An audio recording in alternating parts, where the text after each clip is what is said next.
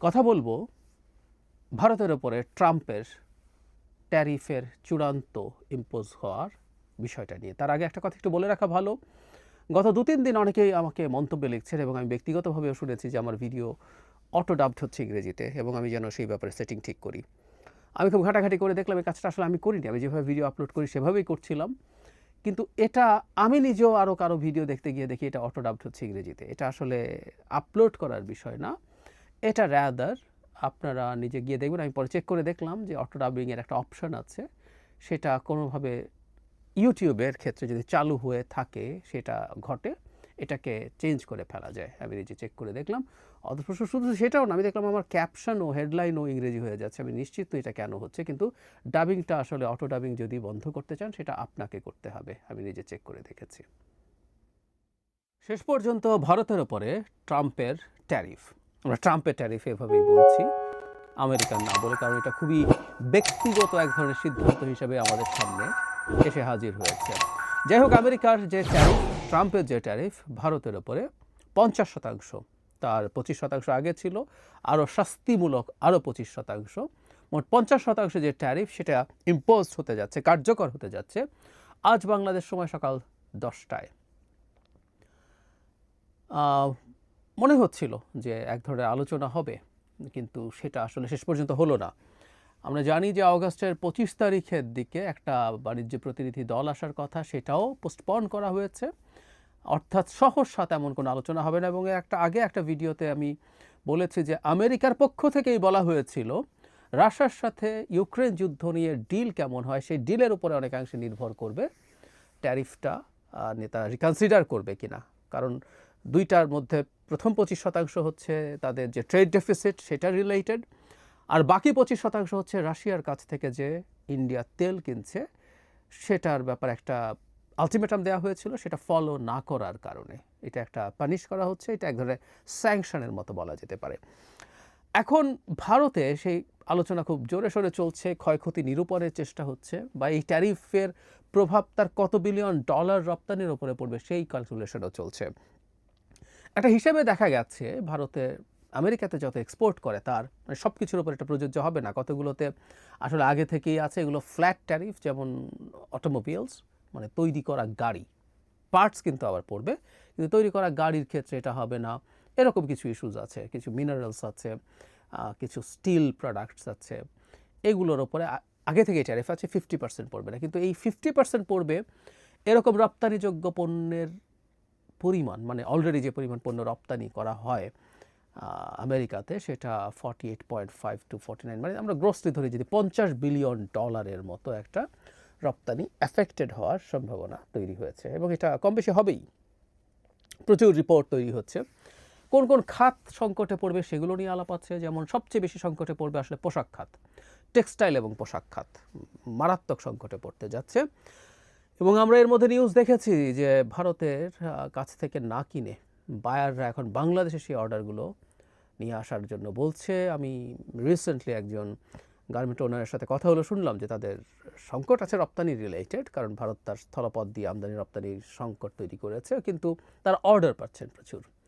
So এটা হচ্ছে, এর বাইরে আরও বেশ কিছু সেক্টর, জেমস অ্যান্ড জুয়েলারি ভারতের খুব গুরুত্বপূর্ণ একটা সেক্টর, লেদার, ফুটওয়্যার, এগুলো এফেক্টেড হচ্ছে। কিছু ফুড, শ্রিম্প টাইপের ফুডের ক্ষেত্রে, অর্গ্যানিক কেমিক্যালস, এরকম যেগুলো তারা বড় স্কেলে রপ্তানি করতো সেগুলো এফেক্টেড হবে। এবং আবারও বলছি, $50 বিলিয়ন এক্সপোর্ট এফেক্টেড হবে।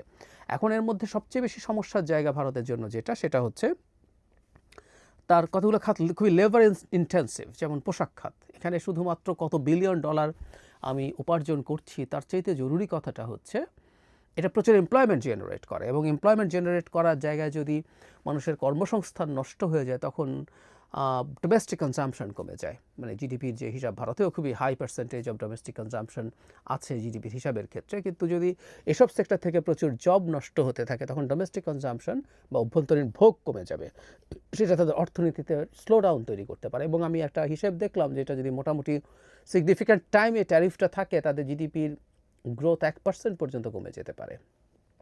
খুবই বড় ব্যাপার ভারতের মতো অর্থনীতির ক্ষেত্রে। ভারত কি করতে পারে, বা শেষ পর্যন্ত এই ট্যারিফটা থাকবে কিনা, এই প্রশ্নগুলো নিয়ে একটু কথা বলা দরকার।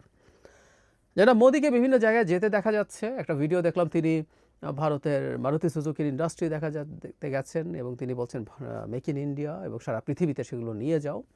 ওরা একটা ইভি ইলেকট্রিক ভেহিক্যাল তৈরি করছে, সেটার ওখানে যান এবং খুবই বক্তৃতা করছেন। এছাড়াও তিনি এটা নিয়ে কথাবার্তা বলছেন, তার ইংরেজিতে তিনি কথাবার্তা বলছেন। তিনি মাঝে মাঝে তার উদ্ভট ইংরেজিতে কথা বলেন এবং সেগুলো তার কাছে বিভিন্ন জায়গায় পৌঁছে দেওয়ার চেষ্টা করা হয়, মানে গ্লোবাল কমিউনিটির সাথে যখন কথা বলেন।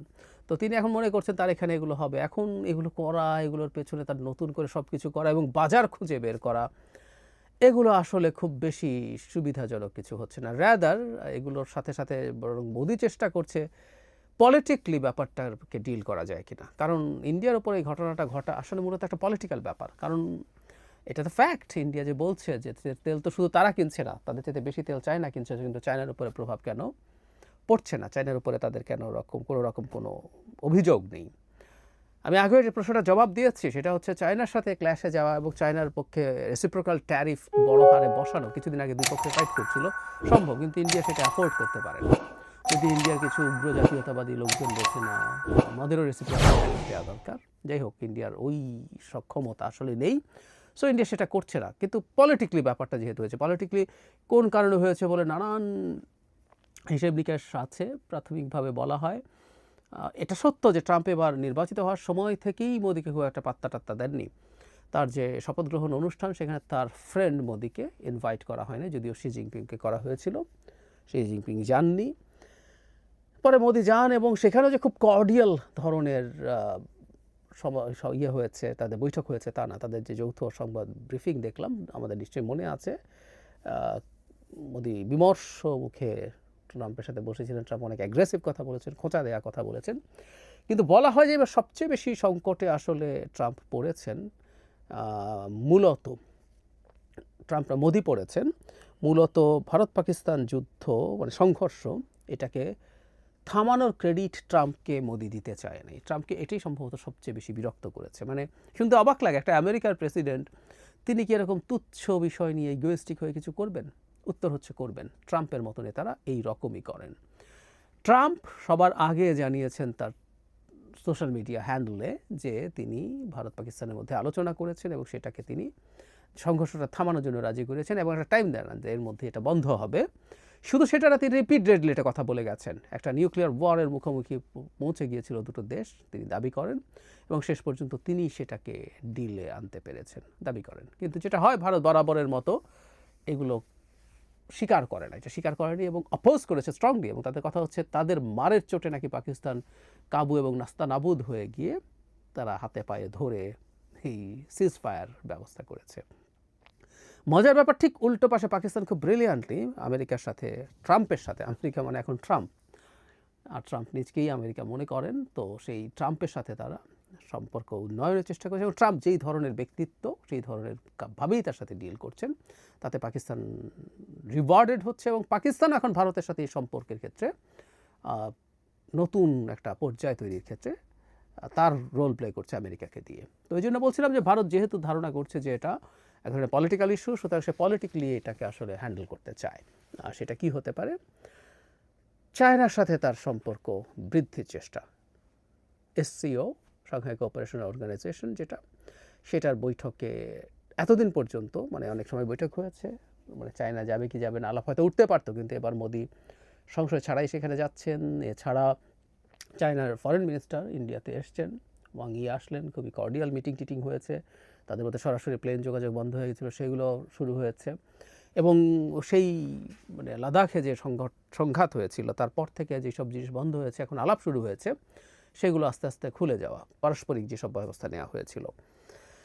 বলা হয় এটাই আসলে এক ধরনের রাজনৈতিক ইস্যু, যে ট্রাম্পকে এই চাপ দেওয়ার চেষ্টা করা যে তুমি আমাকে যদি চাপ দাও তাহলে আমি দেখো তুমি অ্যাপারেন্টলি যাকে সবচেয়ে বড় শত্রু হিসেবে বলছো চায়না, তার পক্ষে চলে যাব। মানে এই আলাপ তো আসলে দীর্ঘদিন থেকে আছে এবং আমরা জানিও, সেটা হচ্ছে ইন্ডিয়ার সাথে আমেরিকা তার স্ট্র্যাটেজিক সম্পর্ক তৈরি করতে চেষ্টা করেছে 2000-এর পর থেকে, একেবারে জুনিয়র বুশ থেকে শুরু করে তারপর বারাক ওবামা, তার এন্টায়ার টাইম, ডোনাল্ড ট্রাম্প তার প্রথমবার, বাইডেন, এবং শেষ পর্যন্ত এখন সেটা পাল্টালো। কিন্তু এই যে লম্বা একটা সময়, প্রায় 25 বছর,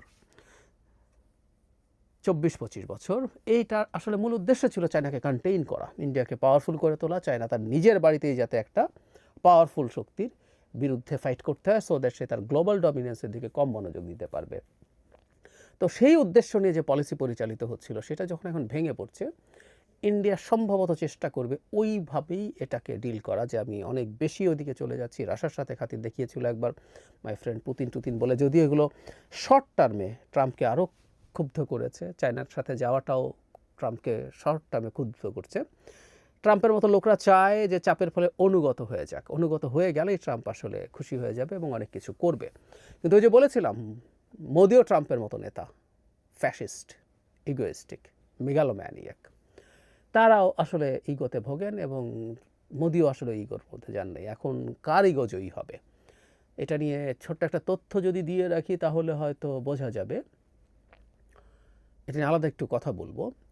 এই ট্যারিফ দিতে গিয়ে আসলে দিনের শেষে আমেরিকার লাভ কিছু হচ্ছে না। এই লাভ হবে না, এটা প্রথম থেকেই বোঝা যাচ্ছিল, বলা যাচ্ছিল। এবং প্রাথমিকভাবে যখন এই কাজগুলো করা কার্যকর হতে শুরু করেছে, আমেরিকার শেয়ার মার্কেটের অবস্থা ভালো না, ডলারের শক্তি কমে আসছে, ডলারের বিপরীতে অন্যান্য মুদ্রা শক্তিশালী হয়ে উঠছে। সুতরাং এটা বলা যায় লং টার্মে আসলে এই ধরনের ট্যারিফ দিয়ে সাস্টেইনেবল কিছু করা যাবে না।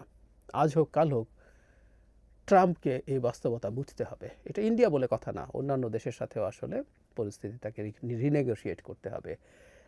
সম্ভবত এতেই বোঝা যায় যে শেষ পর্যন্ত কার ইগো জয়ী হতে পারে। তারপরেও ফর দ্য টাইম বিং প্রায় বলি, মোদি বিপদে পড়ছে, এটা দেখাচ্ছে আনন্দের কিছু আসলে নাই। আমরা ভারতীয় জাতি, ভারতবাসী, তাদের সাথে আমরা আমাদের সম্প্রীতি চাই, জাতির সাথে জাতির, পিপল টু পিপল। কিন্তু মোদির মতো একটা ফ্যাসিস্ট নেতা, ফ্যাসিস্ট পার্টি বিজেপি যত বেশি নাস্তানাবুদ হবে তার ঘরের ভেতরে, ঘরের বাইরে, সেটা ভারতের গণতন্ত্রকামী মানুষ এবং ভারতের আশপাশে থাকা গণতন্ত্রকামী মানুষের জন্য একটা সুখবর তো বটেই। সো শর্ট টার্মে হলেও আমরা এনজয় করছি।